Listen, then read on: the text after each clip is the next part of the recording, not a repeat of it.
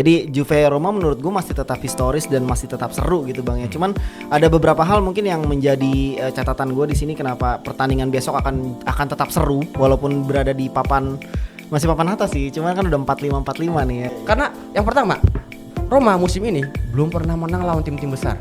Oke. Yang iya. Iya. Di leg pertama, di paruh musim pertama Roma nggak pernah menang. Lawan Juve kalah, lawan Napoli kalah, lawan Inter kalah, lawan Milan kalah. Nah, di paruh kedua, nah ini agak mendingan. Bisa menahan imbang Napoli dan AC Milan. Masih tetap berkaca pada leg pertama. Leg pertama itu kita kalah possession 5-9, Roma kita 4-1. Terus kemudian kita kalah shoot on goal 14 lawan 13. Terus kita kalah corner. Roma 4, kita 2.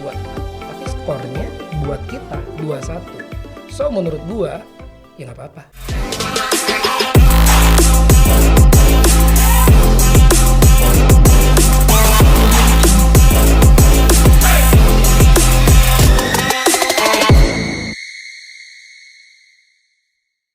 Halo teman-teman, suara Juventini. Apa yang lo lihat hari ini pasti ada yang berbeda karena jersinya ada yang bukan Juventus.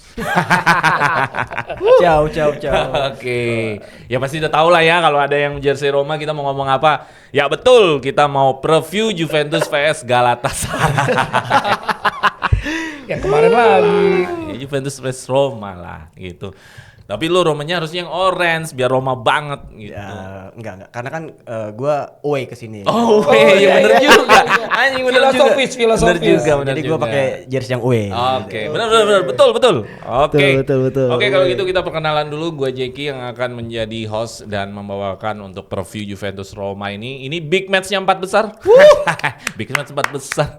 5 besar. 5 besar ya. Iya. Oke. Oke, terus ada siapa? Halo teman-teman Suara Juventini, halo Bang Wai dari Romanisti. Kita ketemu lagi di Suara Juventini. Ya lu siapa namanya? Ricky dari Ricky dari Taman Mini. Gimana puasa? Aman, lancar? Lancar aman. Kemarin gue liat story lu sahur jam 7 siang. Ya, aduh. 7 malam. Ngokel itu namanya. 7 lagi. Hah? Ngokel. Tapi sahur statusnya. Diajak menganton itu. Oke, silakan. Halo teman-teman Suara Juventini, perkenalkan gua Anton, Juventini dari Turki. Oh, oke, luar biasa. Bang Anton kemarin habis umroh. Temennya Yildiz. Umroh nonton Juventus langsung di stadion ya. Gila, seru banget. Sebenarnya ada vlognya, cuman gua masih belum edit. Nanti ada vlognya Bang Anton, keren ya pokoknya nih. Asik, Gimana asik. seru nggak nonton Juventus sana? Gila, itu bener-bener kalau kita bilang tuh naik hajinya Suara Juventini harus ke sono. Harus sana ya. Itu atmosfernya, bagaimana lu masuk ke stadiumnya, lu rasain mereka chanting, nyanyi bareng. Itu luar biasa. Tapi yang lebih seru lagi ketika kita away, terus lu duduk di barisan ultras, lu ikut mereka sepanjang pertandingan kita nggak pernah duduk. Itu rasanya. Seru ya. Mantap banget itu. Oke, kapan-kapan kita nyusul. Bisa. naik metro. Oke, terakhir undangan kita luar biasa mau menyempatkan waktunya. Terima kasih dengan siapa?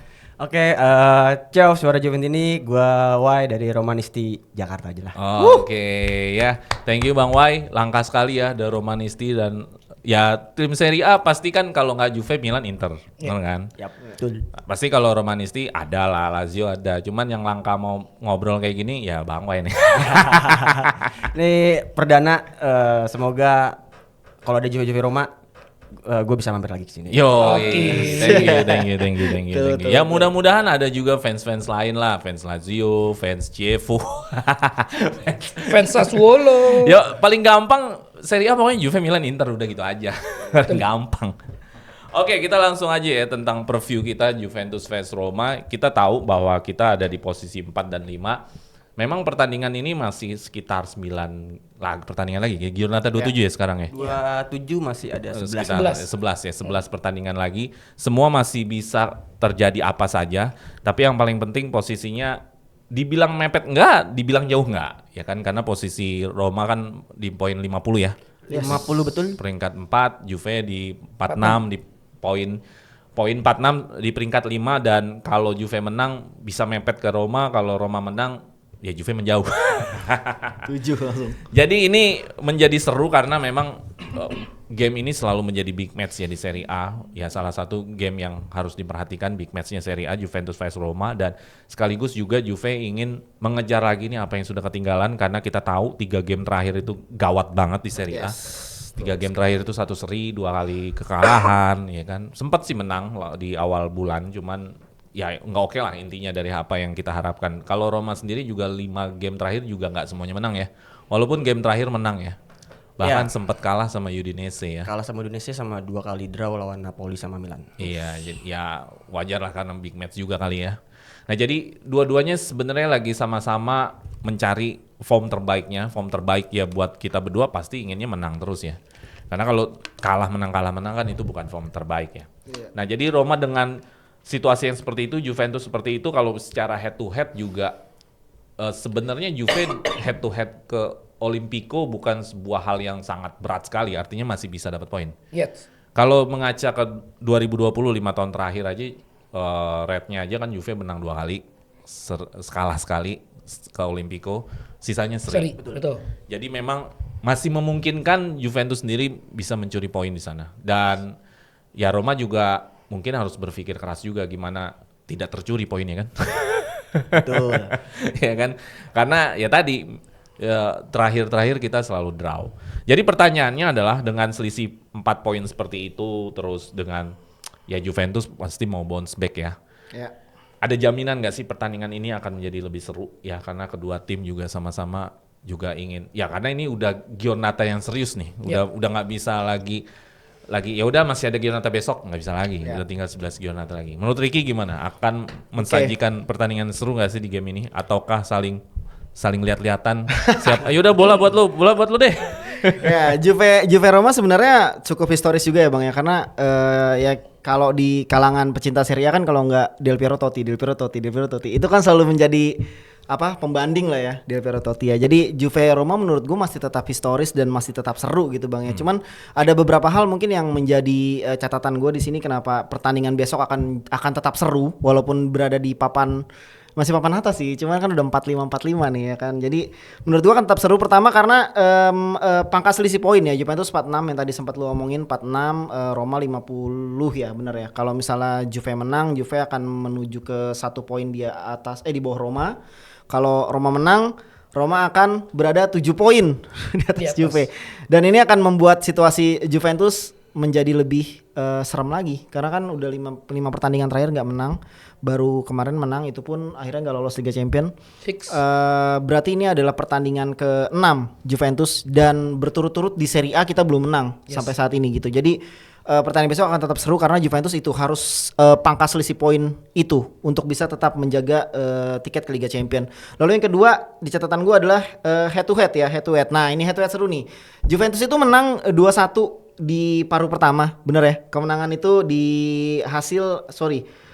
itu sebenarnya kriteria penentuan di 4 besar nanti. Kalau misalnya Roma sama Juventus berada di poin yang sama, head to head itu penting Bang, karena sekarang ternyata pakainya head to head untuk bisa menentukan siapa yang lolos.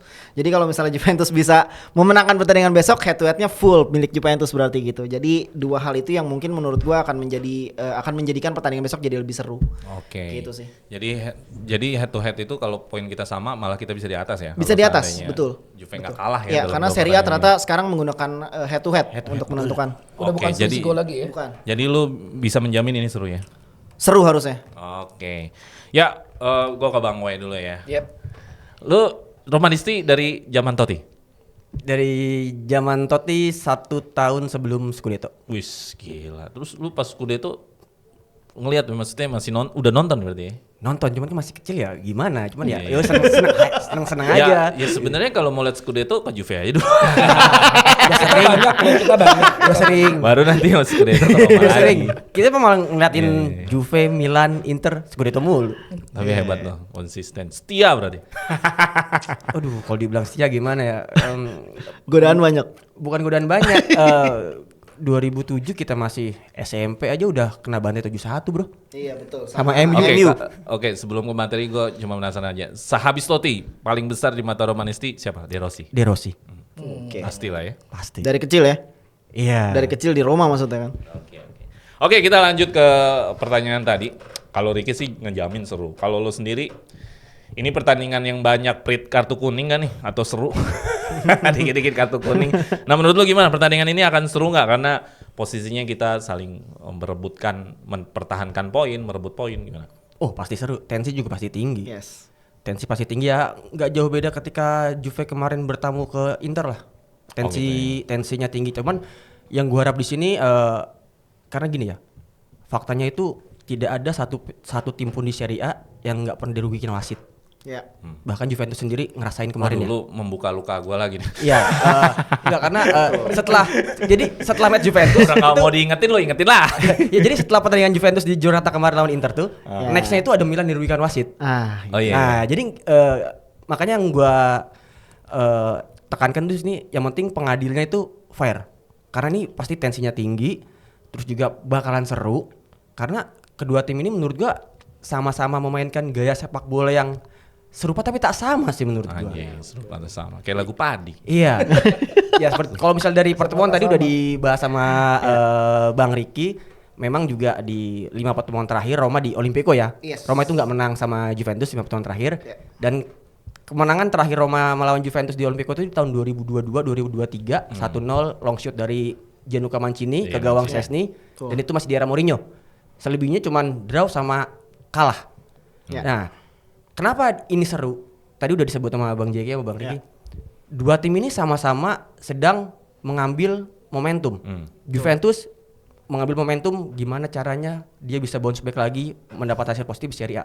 Karena jujur ya, semenjak Spalletti menukangi Juventus itu, ini pertama kali nih 5 pertandingan nggak menang. Ya sebelum yang lawan Galatasaray ya, yang di leg kedua kemarin ya. Iya. Karena biasanya tuh Spalletti kalau misalnya sekali seri ataupun kalah besoknya udah menang lagi gitu. Iya. Kecuali ya pas awal-awal Spalletti lah ada 2 pertandingan tuh dia hasil minor tapi selebihnya itu. Nah ini kan udah jadi apa ya mental juga nih buat pemain-pemain Juve nih gimana cara buat bounce back. Nah yang gue takutin itu terjadi di pekan ini nih di lawan Roma. Kenapa gue bilang begitu? Karena yang pertama Roma musim ini belum pernah menang lawan tim-tim besar. Oke. Memang ya? Iya. Di leg pertama di paruh musim pertama Roma nggak pernah menang, lawan Juve kalah, lawan Napoli kalah, lawan Inter kalah, lawan Milan kalah. Nah di paruh kedua, nah ini agak mendingan, bisa menahan imbang Napoli dan AC Milan. Ya. Dan itu semua terjadi karena adanya beberapa transfer pemain di Januari kemarin ya. Betul. Nah buat Roma sendiri, ini Roma jadi penasaran nih, masa nggak bisa menang sih gue lawan tim-tim gede. Ya. Jadi 2 kali kemarin tuh Roma gagal menang, yang harusnya menang. Lawan Milan itu Roma harusnya menang karena ketolong Mignon sama lagi-lagi dirugiin wasit, nggak dapat penalti lawan Milan. Lawan Napoli kita kecolongan di 10 menit terakhir, kita udah unggul 2-1. Nah jadi lawan Juve ini ya sekaligus buat pembuktian lah, gue bisa ngalahin tim besar dan gue juga memberikan pressure terhadap AC Milan dan Napoli di peringkat 2 dan 3. Karena biar bagaimanapun ya target Roma musim ini ya masuk UCL. Udah lama, udah hampir 10 tahun, udah hampir berapa tahun kita nggak masuk UCL. Gitu loh. Iya juga ya. Iya, jadi Roma ini juga, Roma. iya, jadi Jadi ikut sedih gue. iya, betul. Makanya kita cuman gendong Serie A dari kasta kedua, kasta ketiga aja nih kita nih, ya kan. Buat jaga coefficient, tapi yang pasti di pertandingan bakalan Seru ya. seru banget sih. Oke, thank you. Ya, dibuka dengan wasit ya. Padahal gue udah gak mau ngomong wasit. Iya, ngebuka. tapi tadi Bang Wai bilang yang dirugiin yang dirugiin Milan sama Juve. Kenapa musuhnya Inter semua, Bang? Iya. Iya juga. Ya, nanti kita import wasit aja dari Liga 1. Iya. Oke, langsung aja Bung Anton.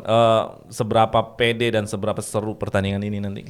Pede ya. Kalau seru sih seru harusnya karena ya memang tadi udah dijelaskan banget penting pertandingan ini. Tapi kalau gua mau realistis, kita habis-habisan extra time 120 menit itu pemain lawan Galatasaray kemarin pincang-pincang. Secara fisik sih kita habis sebenarnya, tapi kita punya tabungan mental. Kita membuktikan Juve adalah Juve, Fino alla fine. Forza Juventus. Itu yang tadi Bang Wai bilang, ini titik balik Juve nih. Udah 5 kali nih, nggak pernah menang nih. Kemarin menang nih. Dengan cara seperti itu, sekarang satu dunia ngomongin Juve. Coach Justin bilang semua tim harusnya main kayak Juve. Yes.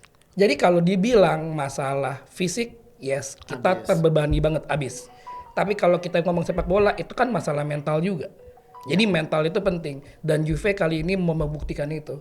Karena apa? karena Juve mau mengambil dan memegang nasibnya sendiri. Kalau misalkan kali ini gagal menang, Bang, otomatis kita berharap dong. Berharap Roma kepleset, berharap Napoli kepleset 2-3 kali. Kan nggak enak. Tapi kalau kita menang, kita udah selisih 1, kasih pressure ke atas. Udah kasih pressure ke atas, slip sekali aja, kita udah lewatin. Jadi kita pegang nasib kita sendiri. Dan itu penting banget buat Juve, gue bilang. Jadi kalau secara seru, pasti seru. Tapi seberapa penting? Penting banget. Jadi fisik boleh habis, tapi mental pasti bisa jadi bensin yang bagus buat fisik kita. Oke, ya karena masih ada tabungan mental tadi ya. Iya. Ya harus seru lah pas makan sahur soalnya. betul. Jam 3 ya. Iya, biar nyendok nggak salah. Deh. Ya oke, kita masuk ke game plan ya, ke game plan permainan masing-masing. Gue ngambil garis besarnya aja bahwa Roma adalah salah satu tim yang punya pressing sangat tinggi. Memang ciri Gasperini waktu di Atalanta juga mereka selalu mengidentifikasi timnya adalah tim yang suka pressing sangat tinggi. Sedangkan Juventus adalah tim yang selalu membangun serangan dari build up, dari bawah segala macam. Dan ini menjadi menarik. Yang menjadi menarik, dua-duanya punya kesamaan, sama-sama suka megang bola. Sama-sama dominan ya, 57% semuanya sama. Di Juve juga sama, di Roma juga sama. Dan ini menjadi pertanyaan, siapa yang mau megang bola nih? Siapa yang mau megang bola nih? Mungkin ini pertanyaannya ke Anton dulu ya. Bahwa dengan kedua tim sama-sama megang bola, siapa yang lebih ingin dominan menguasai bola? Karena kemarin itu juga pas lawan Como, ternyata Como, Juve was Como ya kemarin ya. Ternyata Como tanpa disadari juga dia nggak terlalu inisiatif megang bola juga ternyata. Tapi Juve-nya kan diprediksi sama lu kan preview Como kan, udah kita main pragmatis aja, nggak bisa. Spalletti nggak bisa diprediksi main pragmatis, Nggak dia mau, maunya. tipenya bukan. Jadi menurut lo, Bung Anton, kira-kira siapa yang akan menguasai bola lebih banyak dari apakah Roma karena dia di kandang, ataukah Juve tetap akan terus menguasai bola karena dia punya mental dan mau bounce back? Menurut lo seperti apa nanti jalannya pertandingan? Siapa yang akan lebih banyak menguasai bola? Kalau di pas banget nih preview kemarin Juve Roma, gue juga yang bawain. Dan gue selalu bilang. Yang mana? Yang musim ini? Musim ini Juve Roma, gue yang bawain. Gue bilang, don't worry, let them come. Biarkan dia menyerang. Biarkan Roma menguasai pertandingan dan mencoba menyerang karena waktu itu Roma belum ada si Malen. Ya kan, let them come. Tapi kalau buat sekarang, menurut gue dengan keadaan Juve sekarang, gue masih tetap berkaca pada leg pertama. Leg pertama itu kita kalah possession 5-9, Roma kita 4-1. Terus kemudian kita kalah shoot on goal 14 lawan 13. Terus kita kalah corner. Roma 4, kita 2. Tapi skornya buat kita 2-1. So menurut gua ya nggak apa-apa. Kasih aja. Dominasi aja. Nggak ada masalah. Kan lebih penting menang daripada dominasi. Kalau gua begitu. Tapi waktu itu Roma belum ada sih Malen. Nah, kalau untuk sekarang dengan posisi sekarang kita apalagi nanti Loka nggak main dan segala macam, iya, tetap kita pasti tidak akan menguasai pertandingan dominasi, nggak akan. Tapi lagi capek ya, Bang? Lagi capek, lagi kena suspended. Tapi kita punya back yang sudah kembali, Kalulu sama Bremer. Jadi masih sama. Gua rasa kasih mereka dominasi, tapi kita harus lebih banyak bisa nyetak gol dan menang. Oke, ya jadi menurut lo yang menguasai bola tetap Roma ya? Roma. Walaupun Spalletti ya tadi 10 orang aja nyerang. Yes. 10 orang nyerang. Yes. Kalau secara historis ya, Juve Roma tuh biasa boring. Tapi tidak di musim ini. Semenjak Roma pegang Gasper, kita dipegang Spalletti, nggak begitu bro. Kita tetap nyerang, nggak ada masalah. Oke ya, itu prediksi lo ya. Sekarang gue ke Bang Wai lagi bahwa pertanyaannya berbeda ya. Bahwa Roma nih identifikasi taktiknya adalah pressingnya luar biasa. Cuman sejauh mana lu pede bahwa pressing tadi membuahkan hasil, ya kan? Karena kan pressing buat apa kalau nggak ada hasilnya kan? Gunanya pressing adalah mengganggu bagaimana Juventus nanti tidak bisa menyerang, bola direbut dan itu menjadikan sebuah peluang. Nah, seberapa yakin pressingnya Roma mampu menciptakan bahaya buat Juventus? Terus kedua juga ternyata Roma ini juga lemah ya dalam ground duel ya. Apakah ini ada kekhawatiran nggak dari sisi Romanisti ketika Roma sangat lemah dalam megang bola dan itu akan menjadi perkara gampang sekali kerebut dan itu bisa jadi bahaya? Ada dua pertanyaan seperti itu. Oke, yang pertama gue berangkat dari sisi statistik dulu ya. Jadi Roma itu untuk lawan Juve ini ada keunggulan. Yang pertama main di kandang, Yes. di depan tifosinya. Jelas. Olimpico selalu menakutkan bagi tim-tim lawan di Serie A. Apalagi di musim ini kita 9 kali menang di Olimpico dan kita hanya kebobolan 6 dari 14 game di Olimpico. Wah, Iya. jago ya. Kayaknya megang rekor kandang terbanyak kan? Iya, nomor 2. Nomor dua ya? Yang pertama Inter. Kita masukin 19 gol, kebobolan cuma 6. Ya, dan kita itu hanya kalah 3 kali. Nah, dan dari 3 kekalahan ini adalah kelemahannya Roma sampai sekarang yang masih belum bisa diantisipasi oleh Gasperini. Jadi kelemahan Roma itu ketika dapat serangan balik melawan tim-tim yang memiliki pemain yang cepat, dribbling oke, finishing oke. Juve banget itu bang. Betul. Openda. Nggak beda juga. Ketawa lo. Makin kenceng sih ketawa lo. Nggak beda juga. Jadi Open the door. ya, kekalahan Roma pertama melawan tetangga Juventus Torino itu berawal dari counter attack. Yes. Kekalahan kedua lawan Inter juga sama. Ketiga lawan Napoli pun sama dari skema counter attack dan dari area duel pun juga sama. Jadi yang Roma juga sering kebobolan dari posisi one on one sama pemain. Itu gampang banget dilewatin. Evan Dika, Gianluca Mancini, Hermoso ataupun Gilari itu masih gampang banget dilewatin sama pemain kalau misalnya 1 lawan 1. Kita ketolong aja sama Villar musim ini dari musim kemarin. Villar bagus ya. Iya, bagus kipernya. 70 juta tuh mau Juve Itu sedih. daripada Digre. Tahu-tahuan aja. Dia korek lu kayak, dikorek luka kita ya. Berarti kejelekannya tersohor. Bukan cuman mentalnya aja ya. Ya jadi kalau dari secara permainan yang tadi balik lagi dari Roma memang bener high pressing, dia pasti bakalan intercept. Nah justru Roma sering dapat gol dari pola-pola intercept. Jadi kalau misalnya pemain Juventus nggak siap dengan sistem high press dari Gasperini dari langsung di pertahanan Juve, kalau misalnya kerebut itu bahaya. Apalagi kita adanya Daniel Malen. Jadi di pertengahan paruh kedua ini Roma lebih berkarakter kalau menurut gua. Jadi Gasperini sudah menemukan kepingan puzzle yang kurang di paruh pertama. Yang pertama dengan masuknya Malen, ditambah yang kedua Brian Zaragoza. Yes. Ini membuat permainan Roma tuh ada dimensi baru meskipun di Bala dan Surya tuh nggak main, nggak perform. Nah, jadi ketika lawan Juve ini Roma diuntungkan di kandang, yang kedua juga tanpa Locatelli. Karena ini menurut gua pribadi, gue juga sering nonton pertandingan tim-tim lain termasuk Juve. Locatelli ini udah kayak Pirlo di era-era dia masih di Juve tuh. Lebih ke jadi dia lebih penghargaan luar biasa ngambil itu. berani turun ke belakang, ngambil bola ke bawah jadi bisa sejajar sama Bremer sama entah Kelly ataupun Koopmeiners. Yes. Jadi memang dia passingnya dalam mainnya ya. Passingnya memang salah satu yang terbanyak di Serie A dia nih. Betul. Locatelli nih. Betul. Nah, ini berbanding terbalik dengan gelandang-gelandang Roma. Jadi kalau misalnya Juventus bermain secara build up, Roma itu build up-nya lebih langsung direct, mengandalkan kecepatan pemain-pemain sayap mereka. Nah, di sini yang menarik itu gua justru melihat duel antara Kalulu dan Wesley. Nah, Di satu sisi kan Kalulu itu kan musim ini kalau nggak kartu merah nggak tak terhentikan nih, robot dia nih, main terus nih. Gue juga bingung nih. Padahal musim lalu pas baru dibeli sama Milan Nyakitan. cederaan kan, tapi musim ini gila ganti. Jamunya pas itu. Sering golin, tahu asis ya kan. Ya walaupun model serandal sentul gitu, tapi cuman kadang-kadang jadi penentu juga. Jadi kuncinya di sini adalah pertandingan ini entah Juve ataupun Roma, siapapun yang melakukan kesalahan sekecil apapun itu, itu bisa dipanis dan bisa mengakhiri hasil akhir pertandingan. Mempengaruhi itu aja sih. Oke, ya jadi lu masih melihat juga pertanyaan gue di awal bahwa pressingnya Roma bisa membahayakan Juventus ya. betul. Oke, Rick, pertanyaannya berbeda juga bahwa Juventus kan tadi yang gue bilang ya, mereka kan biasa build up ya, sedangkan si Romani kan sering press. Nah, gimana solusi untuk keluar dari pressingnya Roma? Ya benar. Roma ini di statistik memang dia tim dengan intensitas pressing terbaik di Serie A saat ini, Bang.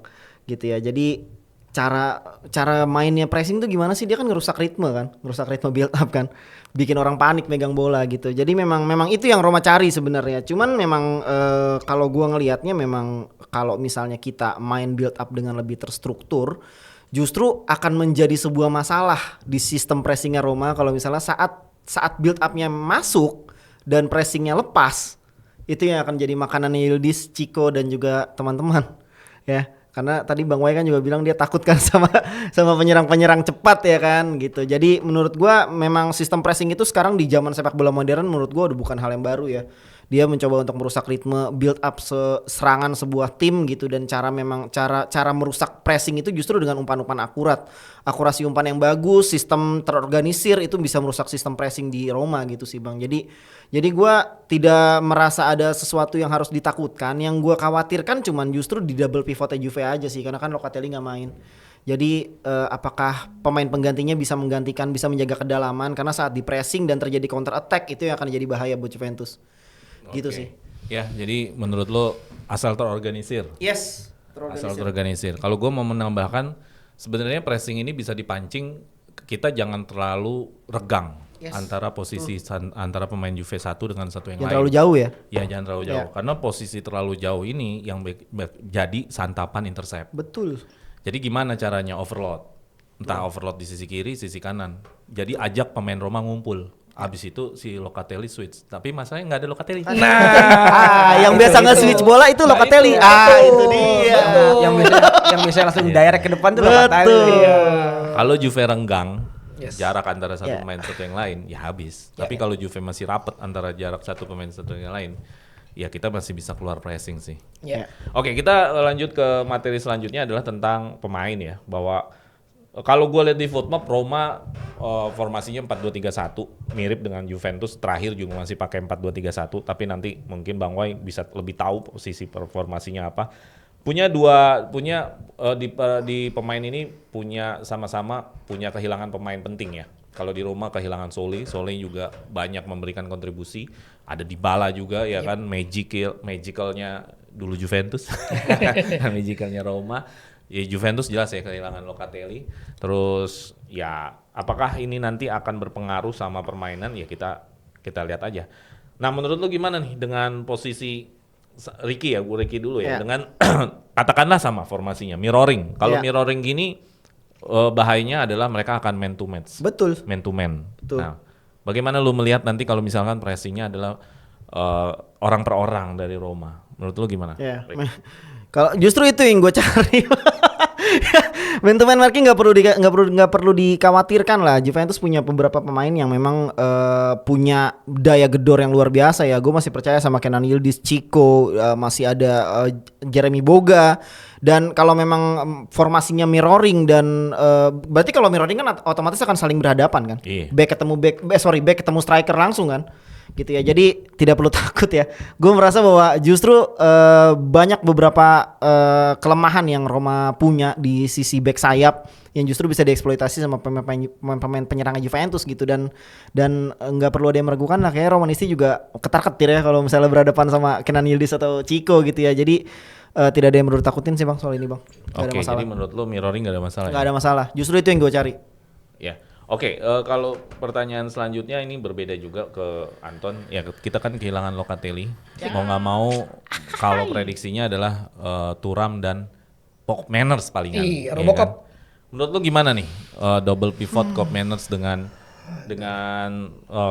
Thuram, dia akan menghadapi Cristante dan siapa duetnya?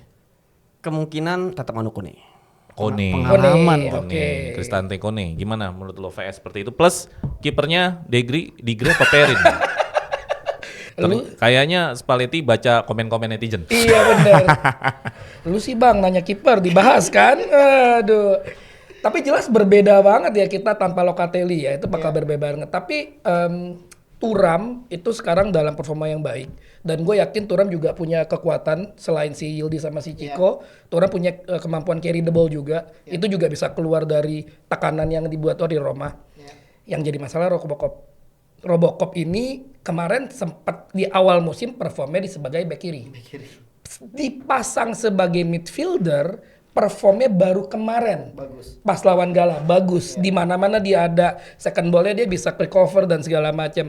Kalau Koop Meiners bisa seperti kemarin, gua rasa oke, masih bisa kita. Masih bisa kita kalahin di tengahnya. Nggak ada masalah. Tapi mainnya lebih direct aja. nggak bisa build up dari bawah terlalu bagus seperti Loka. Itu yang berbeda. Tapi kalau Koopmeiners kembali ke performa sebelum Galatasaray, itu lobang buat kita. Dia lambat, Pak. Lambat banget. Dia sering telat turun, telat cover, itu masalah kalau dibuat lini tengah. Gue berharap kalau Koopmeiners pada performa yang benar, nggak ada masalah. Ya, dan physically Koopmeiners bukan tukang jagal, Bang. Yes.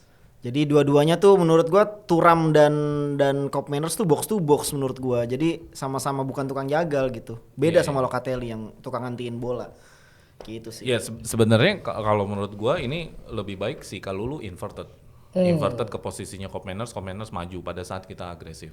Oke. Bisa Jadi juga. untuk pivotnya nanti dibantu sama Kalulu. Ya. Jadi Kalulu Thuram Ya. gitu. Itu menurut gua suatu solusi karena memang sebaiknya Koopmeiners lebih banyak main di area depan lah, area final third karena itu lebih bagus gitu. Betul. Oke, kalau buat terakhir buat Romanisti Gua digreperin dulu. Oh ya digreperin dulu nih. Oh iya benar-benar digreperin. Biar menjawab Iya. kepusingan kita. Digreperin Spiller yang main. Digreperin ya gimana ini? Ini anjir, ini dilema banget, dilema. Juve tuh nggak pernah punya masalah dengan kiper baru 2 musim ini. Ini gua seakan-akan memilih yang terbaik di antara yang terburuk. Bingung gua kayak gini. Tapi gua I choose Perin. Karena di Grey 5 pertandingan terakhir itu kalau bahasa teman-teman di Suara Juventus ini butter hand. Itu kayak mentega, tangannya di shoot tembus-tembus terus. Jadi gue pilih Perin, minimal dia udah buktiin kemarin lawan Gala oke. Dan Perin lebih berpengalaman lah untuk pertandingan besar seperti ini. Ya iyalah kan jersey nomor 1. Tapi kemarin dua-duanya kena kolong. Cadang. Iya, tapi Osimhen loh. Artinya kan. Dan itu terakhir-terakhir sebelumnya dia capek ya. perform, dia capek betul. Jadi Perin lah. Oke, Perin lah ya. Di Grey lagi kena mental 5 pertandingan berapa gol tuh kemarin tuh, banyak bener. Oke, terakhir buat Bang Wai ya. Ya tadi winter mercato akhirnya memberikan efek luar biasa buat Roma ya. Betul. Akhirnya lebih klinis di depan ada yang namanya Malen. Apakah ini akan menjadi kartu as lagi buat Roma? Terus kehilangan Dybala dan Solis berpengaruh buat Roma? Kalau dibilang seberapa ngaruh, fun fact-nya Dybala sama Soles nggak bisa main bareng. Kalaupun main bareng itu permainan Roma jadi agak kurang aja. Kayak dua matahari kali ya. Betul, emang harus satu. Jadi memang Dybala itu kan kalau ditaruh di kanan atau di kiri lebih bagus di kanan. Iya. Begitupun Soles sama. Iya betul, sama-sama kiri ya Yes. Nah, kakinya. tapi di sini dengan masuknya Zaragoza dan Malen, Gasperini punya opsi kalau Dybala absen ataupun Soles atau bahkan keduanya. Jadi udah terbukti nih di beberapa pertandingan terakhir. Jadi Zaragoza yang lebih free roll karena dia memiliki kecepatan dan dribbling yang bagus. Pellegrini-nya dia lebih ke tengah. Lebih ke mengandalkan visi passingnya Pellegrini. Nah, yang menusuk itu adalah Wesley. Yang tadi gue bilang dia akan ketemu sama Kalulu. Ya, Kalulu di formasi 4-2-3-1 dia sering bantu menyerang. Nah, kalau di Roma memang dia pakemnya 3-4-2-1. Tapi di paruh kedua ini entah mau lawannya siapapun, Mancini pasti naik ke atas. Jadi hanya meninggalkan 2 back. Bahkan kemarin lawan Cremonese ketika babak pertama masih 0-0 itu hanya meninggalkan Evan Dika doang sendiri di babak kedua. Agresif itu ya berarti ya. Iya, karena mencari gol. Dan yang gue suka saat ini Roma itu adalah selain satu high pressing, Roma di paruh kedua ini dengan masuknya Malen dan Zaragoza yang tadi Bang Jeki bilang lebih klinis, dan Roma itu lebih suka nunggu momentum. Jadi Roma itu lebih sabar, lebih nunggu satu momentum cetak gol. Setelah itu gue pasti bisa golin lagi. Karena itu terbukti di beberapa pertandingan terakhir. Kita nggak pernah loh dalam satu babak golin sampai 3 gol. Nah itu kemarin kejadian lawan Cremonese. Iya, awalnya kan 1-0. Iya, jadi itu karena kita juga babak pertama susah tuh ngebongkar permainan yang sangat low block. Jadi yang tadi gue bilang, tadi gue singgung ya di pertama, ini sebenarnya tuh serupa tapi tak sama. Memang Roma formatnya 3-4-2-1. Cuman implementasi di lapangannya itu Mancini sering naik. Jadi sama aja kayak seperti 4-2-3-1. Cuman yang menarik di sini, apakah Gasperini berani memainkan dari awal Pisili ketimbang Pellegrini ataupun Zaragoza? Karena jujur Pisili ini yang menurut gue jadi kartu as pertandingan kali ini menurut gue pribadi. Oh bukan Malen. Malen dia udah pasti jadi juru biru utama. Nah, Pisili ini Kartu as emang ada 4 sih. Iya. Asakop. Ya, jadi Pisili ini posisi aslinya itu kalau misal di timnas yang under ini ya U21 ataupun dari dia U19 itu dia bermain sebagai playmaker di belakang striker. Nah, di Roma baru dimainkan di posisi itu kemarin lawan Cremonese dan langsung cetak gol. Nah, ini mungkin aja bisa jadi salah satu opsi yang dipertimbangkan oleh Gasperini nih, melihat nggak adanya Locatelli. Tapi kalau gue boleh jujur, kita kilas balik di leg pertama lawan Juve yang Roma kalah 2-1. Kenapa sih Roma kalah? Karena satu. Kenapa waktu Juve lawan Roma itu Bremer udah sembuh? Itu pertandingan pertama Bremer.